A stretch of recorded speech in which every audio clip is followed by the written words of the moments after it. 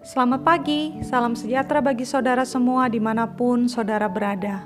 Kesempatan baru telah disediakan Tuhan bagi kita. Mari menyambut kesempatan itu dengan mendasarinya pada kebenaran firman Tuhan yang pagi ini direnungkan melalui kitab Kejadian pasal 50 ayat 1 hingga ayat yang ke-14. Firman Tuhan dalam Alkitab menuliskan, "Lalu Yusuf merebahkan dirinya mendekap muka ayahnya serta menangisi dan mencium dia. Dan Yusuf memerintahkan kepada tabib-tabib, yaitu hamba-hambanya, untuk merempah-rempahi mayat ayahnya. Maka tabib-tabib itu merempah-rempahi mayat Israel. Hal itu memerlukan 40 hari lamanya, sebab demikianlah lamanya waktu yang diperlukan untuk merempah-rempahi, dan orang-orang Mesir menangisi dia 70 hari lamanya. Setelah lewat hari-hari penangisan itu, berkatalah Yusuf kepada seisi istana Firaun, 'Jika kiranya aku mendapat kasih-Mu, katakanlah kepada Firaun bahwa ayahku telah menyuruh aku bersumpah, katanya, tidak lama lagi aku akan mati dalam kuburku yang telah kugali di tanah Kanaan. Disitulah kau kuburkan aku. Oleh sebab itu, izinkanlah aku pergi ke sana supaya aku menguburkan ayahku. Kemudian aku akan kembali.' Lalu berkatalah Firaun, 'Pergilah ke sana dan kuburkanlah ayahmu itu seperti yang telah disuruhnya engkau bersumpah.'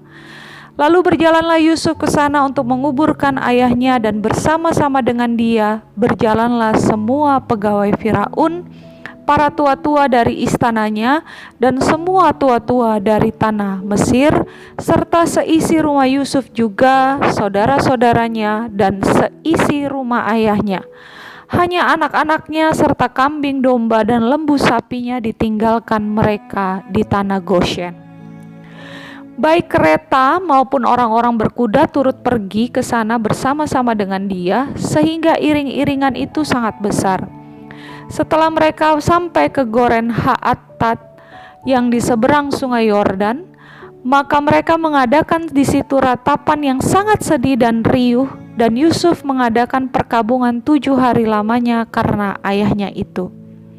Ketika penduduk negeri itu, orang-orang Kanaan, melihat perkabungan di Goren Ha-attat itu, berkatalah mereka, 'Inilah perkabungan orang Mesir yang amat riuh.'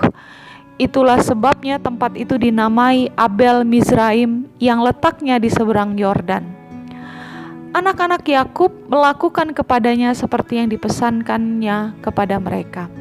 Anak-anaknya mengangkut dia ke tanah Kanaan, dan mereka menguburkan dia di dalam gua di ladang Mapela yang telah dibeli Abraham dari Efron orang Het itu, untuk menjadi kubur milik, yaitu ladang yang di sebelah timur Mamre.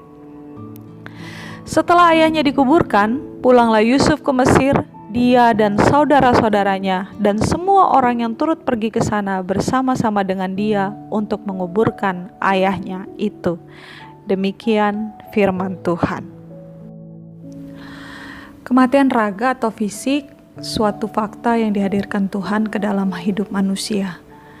Gak bisa dihindari, apalagi dipungkiri, meski sejumlah metode memperpanjang hidup dari masa ke masa senantiasa diupayakan oleh manusia. Meski demikian, fakta ini tetap tidak bisa mengabaikan rasa duka yang selalu akan hadir kala manusia diperhadapkan pada kematian. Nah, di tengah-tengah polemik di dalam negeri ini karena wabah corona dengan segala keriuhan yang terjadi, tak cukup kematian yang mendukakan hati saja, melainkan ada hal yang cukup mendukakan, yakni saat manusia mempertontonkan kematian nuraninya. Oleh sebab itu penting sekali bagi kita selaku umat Tuhan menjembatani diri kita supaya tetap berada dalam koridor kewarasan kita sebagai manusia, termasuk kewarasan iman kita selaku umat Tuhan. Firman Tuhan pagi ini yang memuat relasi antara Yakub dengan seluruh keturunannya, yakni anak-anaknya, memberikan beberapa catatan bagi kita selaku umat Tuhan, sebagai jembatan bagi kita untuk menyehatkan nurani kita dan menjaganya untuk tetap waras selaku umat Tuhan. Catatan pertama, Ada rangkaian atau prosesi kedukaan yang tertuang dalam firman Tuhan sebagai renungan pagi ini. Bahwa rangkaian kedukaan pada firman Tuhan ini tidak sekedar memperlihatkan penghormatan terakhir seluruh anak atau kerabat atau orang-orang yang ditinggalkan, sebagaimana juga rangkaian yang sering kali kita saksikan di tengah-tengah peristiwa kedukaan. Melainkan rangkaian kedukaan ini menolong kita untuk meninjau sekaligus mempertanyakan tentang bakti hidup kita selama ini selaku umat Tuhan atas hidup yang sampai detik ini Tuhan izinkan kita jalani. Kemanakah kita tujukan bakti itu? Kepada Tuhankah atau kepada hal-hal yang di luar Tuhan, yakni ego kita sebagai manusia? Sebab apa yang kita kasihi, yang kita kagumi, yang kita pertahankan dengan segala upaya tak selamanya akan berada di sisi untuk menemani, memfasilitasi, bahkan mendampingi. Maka firman Tuhan pagi ini mengarahkan kita untuk senantiasa membaktikan diri ini dalam kepatuhan terhadap seluruh firman dan kebenaran Tuhan. Karena Tuhanlah yang menghidupkan, yang menopang, yang menolong, bahkan yang menguatkan.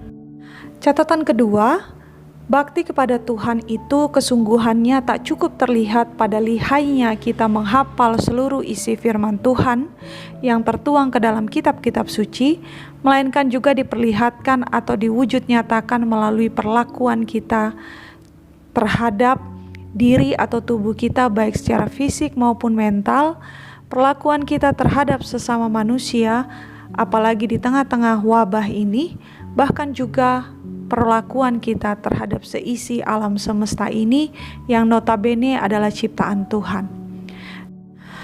Dari perlakuan itulah akan tercermin bakti kita yang sesungguhnya. Apakah bakti itu tertuju kepada Tuhan ataukah justru bakti kita sejatinya hanya kepada ego kita? Catatan yang ketiga, bila kita menyadari ternyata bakti kepada Tuhan itu sejatinya amat sangat menolong dalam hal memompa semangat kita untuk meneruskan atau melanjutkan hidup yang sudah Tuhan percayakan pada kita. Sebagaimana yang telah dilakukan Yusuf bersama seluruh saudaranya dalam ayat 14 yang menjadi renungan kita pagi ini. Semangat membaktikan hidup kita pada Tuhan. Amin. Kita akhiri renungan kita ini dengan bersama-sama berdoa. Kita berdoa.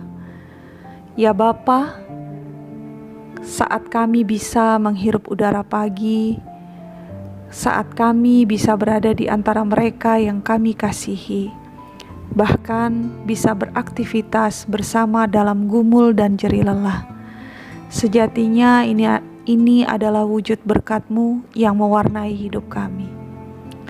Di detik ke depan, ada bagian hidup yang Engkau berikan sebagai sebuah kesempatan bagi kami untuk membaktikan diri kami kepadamu dalam kesungguhan iman. Karena itu, sebagai umat-Mu, kami perlu pertolongan-Mu, kami perlu topangan-Mu, serta kami perlu tuntunan Roh Kudus-Mu. Mampukan kami menjalani hidup kami hari ini, ya Bapa. Terpujilah nama-Mu, ya Tuhan semesta alam. Amin.